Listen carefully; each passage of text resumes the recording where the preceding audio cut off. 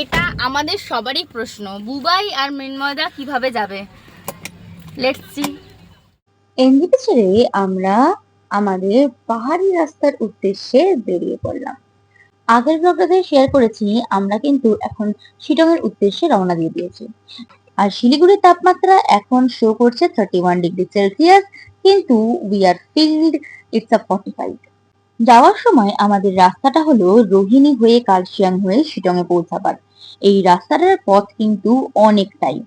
আর এই যাত্রাপথটা কেমন হতে চলেছে আর রোড কন্ডিশন কি, সবই তোমাদের সাথে শেয়ার করব, তাই ব্লগটা কিন্তু দেখতে থাকো।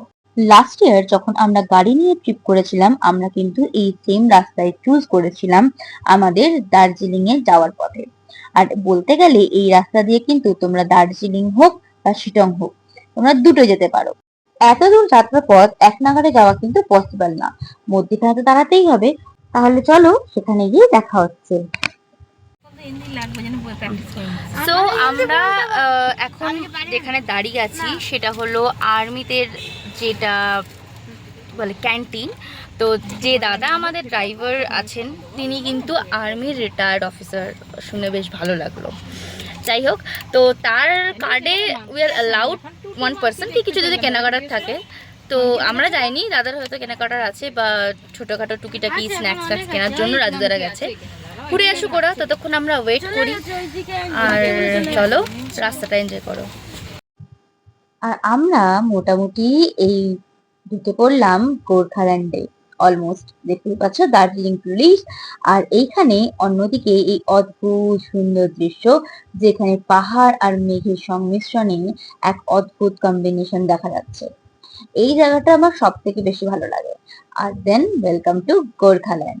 আর আমরা কিন্তু রোহিণী হয়ে যাচ্ছি। রোহিণী কিন্তু অ্যাকচুয়ালি কিন্তু নর্থ বেঙ্গল, স্পেশালি এই দার্জিলিং কার্শিয়াং এই সব মানে বলতে পারো গোর্খাল্যান্ডের কিন্তু এন্ট্রান্স পয়েন্ট।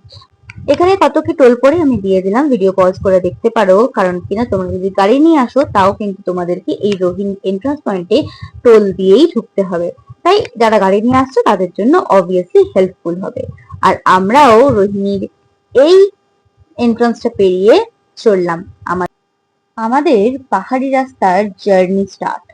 আঁকা বাঁকা পথ, ঠান্ডা ঠান্ডা হাওয়া, লেটস এনজয় পাহাড়ি রাস্তা। কিন্তু এইসবের মধ্যে কিন্তু আমাদের প্রত্যেকেরই আমরা শিলং যাওয়ার পথে এখন দাঁড়িয়ে পড়েছি একটা জায়গায় খেতে, সামনে পাহাড়, আর দাঁড়িয়ে পড়েছি খেতে। আর খাবো অবশ্যই কিন্তু মোমো বা ম্যাগি হোয়াট এভার, কিন্তু পাহাড়ের কোলে দাঁড়িয়ে আছি, চা মোমো কফি সবই এনজয় করবো।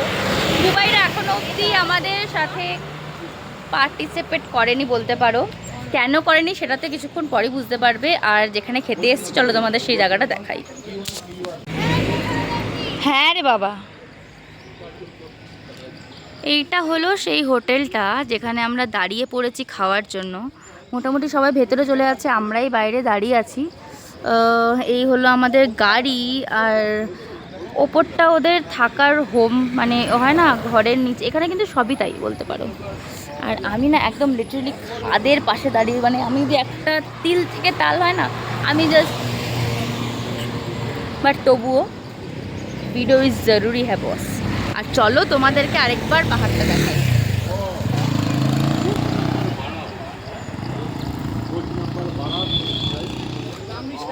হুলিয়াও একটু ঠিক করে নিলাম, বড্ড জঘন্য হয়েছিল। এখন আমরা বুবাইয়ের জন্য টেল ওয়েট করছি। ঠিক আছে, এখনও অবধি ওরা এসে পৌঁছায়নি, তো ওরা এসে পৌঁছাক ততক্ষণ আমরা আমাদের খাবার অর্ডার দিয়ে দিয়েছি। তো খাবার দাবারগুলো আসুক, দেন তোমাদের সাথে শেয়ার করবো কি খাবার দাবারের কোয়ালিটি কেমন, কি বৃত্তান্ত সবই শেয়ার করব। তোমরা তো জানো আমি সবই শেয়ার করি। আর এই পাহাড়ের করে মোমো খাওয়ার কিন্তু মজাই আলাদা, যাই বলো। অ্যান্ড ফাইনালি অপেক্ষার অবসান।